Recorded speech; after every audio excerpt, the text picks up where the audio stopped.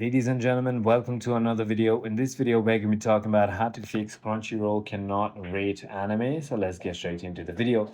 Generally, to fix this problem where you cannot rate anime on Crunchyroll, the most common culprits are unlinked username, account restrictions, or even browser and cache glitches. So the first thing you want to do is simply go ahead and open your Crunchyroll application and then simply go ahead and head into your accounts tab right over here. Once you've done that, simply go ahead and head to your profile section.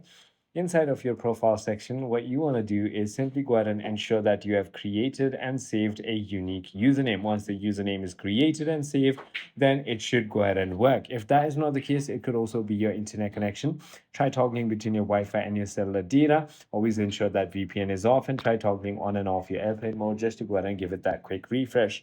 Also, make sure that content restriction is on 18 and up, or you can also keep it on all audiences.